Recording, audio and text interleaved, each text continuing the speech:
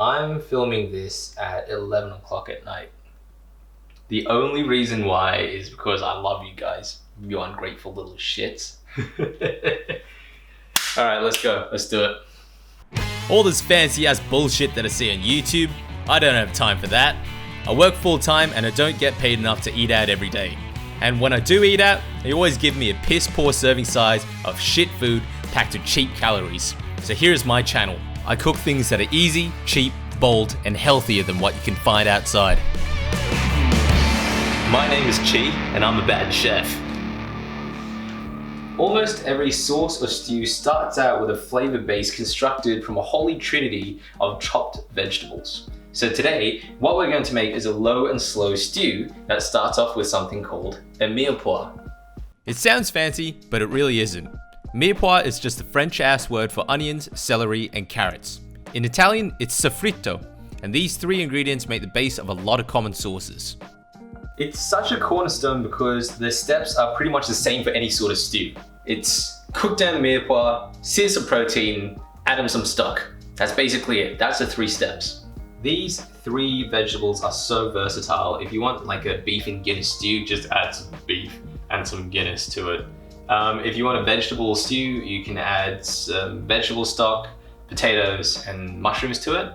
And if you want a lobster bisque, all you have to do is to add some seafood stock, some chopped tomatoes, and some lobster, preferably, but it also works with prawns or any other seafood that you have lying around. There's about a million billion other stews you can cook from this, but today we're going to use a combination of red wine and chuck steak to make a beef bourguignon, or a beef burgundy in Australian. Why I like this one so much, it's one of the easiest, most consistent ways of doing a giant fuck off cook that will feed you for like the next 4 days. It tastes big and bold, it goes with any staple carb, you can pack it with vegetables and nobody would be the wiser. And it keeps as well, it keeps in the refrigerator for like 4 to 7 days. And as it sits, the flavor develops even more. So when you cook it down, it becomes this gorgeous, rich, creamy stew. I really love it. I really do love this one. This is one of my favorite stews. Now, before I begin, I want to emphasize that this is not traditional. Not traditional. Okay, this is an adaptable way of making stew for busy people with no money. Okay? A lot of purists will kick me for using celery or not using mushrooms or not using pearl onions, but I guarantee you, whatever we do, we will have a banging feed waiting for us at the end of this. So for yours, do whatever, chop and change what you feel like. If you don't like mushrooms, don't put in mushrooms. If you like celery, you can leave the celery in. I mean, do what you feel like.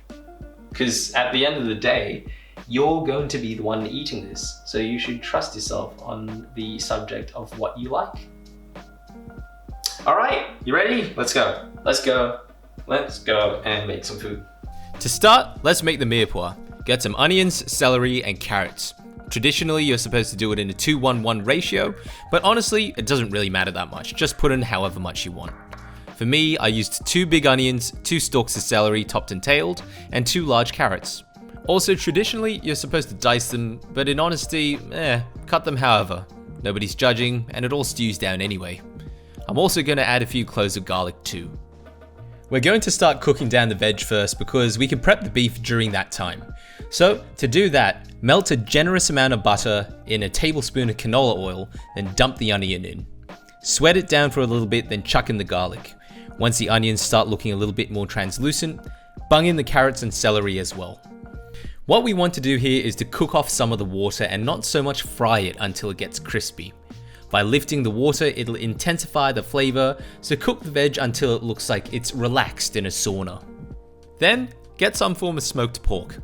Traditionally, we'd use pancetta, but it's a little bit hard to find and also quite expensive. So today, I'm going to use regular old povvo-spec bacon. To prep the bacon, dice it up, then fry it in a pan. If you're using a fatty cut of bacon, you could use that fat to sear the beef a bit later on. On the subject of beef, let's have a chat about that. Today, we're using chuck steak because it was cheap. It was on special at the store, so I bought some. Otherwise, you could use something like gravy or brisket or ribs or even rump steak, but I wouldn't use rump steak because it's quite expensive all the time. So chuck steak's actually a really good option for slow cooking. To prep the beef, cut the steak into inch cubes, then season with some salt and pepper. Cover with plain flour because the flour will help brown the beef better. Save the excess flour though, because it'll help thicken the sauce a bit later on. Then, sear off the beef in a pan with a tablespoon of olive oil or the rendered fat from the bacon. Remember not to overcrowd the pan. If you do, the pan loses too much heat and you end up just boiling your beef, which tastes like shit, so do it in batches. When that's done, introduce the bacon and the beef to the veg, then drown all of that in a whole bottle of red wine. Yeah, a whole bottle. I want it to taste like goddamn wine. For the wine though, just use whatever's cheap. I like to use a bin end shiraz that I can find for like $5 or $6 at the store, so there's no need to get anything nice. You'll need enough wine to cover the beef, so have a spare bottle just in case. Bring it to the boil, turn it down a little bit, then simmer until all the alcohol has boiled off. You want the alcohol to boil off, otherwise it tastes like hand sanitizer, and you can tell when it's boiled off when you smell what's coming off the top. If it smells like a hospital grade wet wipe, it's still boiling off, but if it smells like a thick, rich French stew, then it's probably done. While that's happening, season it. Salt and pepper definitely, but I'm also going to add some bay leaves, star anise, some ground coriander seed, and a stack of thyme in a bouquet garni. What a bouquet garni is, it's like bondage for your herbs, so if you don't like fibrous bits in your stew, it makes it easier to remove after it's finished cooking. So, put all of that in, stir it up, and now we're ready for the magic. Now, here's the magic.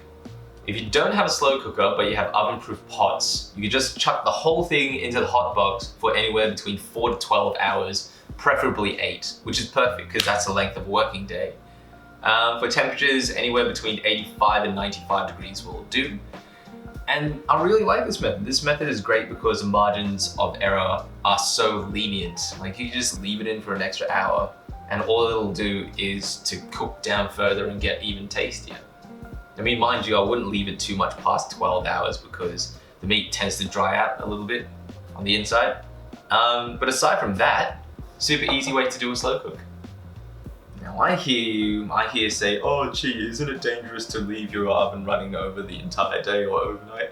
And the answer to that is no, not really. Since this is an electric oven, it's basically more or less about as dangerous as leaving your washing machine on for the entire day. If it spazzes out, it just turns off, the temperatures go back down to room temperature. I wouldn't do this on a gas oven by any means, that's not safe. And if you're concerned about Captain Planet and power consumption, this costs about 60 cents to run for 12 hours because it's at such a low temperature for an oven. Which puts it roughly on par with running a gaming PC for the same amount of time. So this costs less than your League of Legends habit, really. Once it's done slow cooking, chuck it back onto the hob, bring it up to temperature, and sift in some flour while stirring to thicken it to your desired level. Taste it to figure out whether you had to season it further, then serve in a big old bowl with whatever carb you fancy. You can serve it with pasta, potatoes, bread or whatever, but today, because I can't be bothered, I'm gonna go with toast. Once that's on the side, garnish everything with some green decorative bullshit, and then you're done.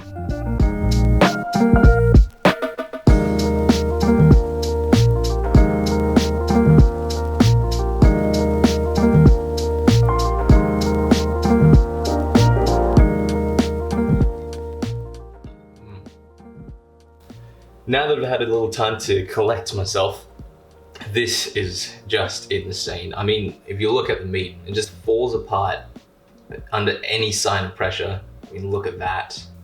And the sauce as well is thick, it's buttery, and you can really taste the red wine. You feel it in your hips, to be honest. It makes you want to slow dance to some R&B and take all your clothes off. Probably shouldn't eat this in a public place then if you don't want to get arrested for indecent exposure. That's the beauty of these recipes, right? You can pair it with any meat and stock combo and get dozens and dozens of different recipes. And then you just fire and forget it for a day, you go about your day, come back home to a beautifully slow cooked dinner that feeds not only your body, but your heart as well. You know what the best part is? This bad boy costs about 25 bucks to make, and that's about 4 to 6 sizable servings as well, making it less than a fifth of what you'd pay if you got the same thing at a restaurant in Sydney. A fifth, less than a fifth. And I guarantee you that their serving sizes will be smaller and skimpier as well and less meaty.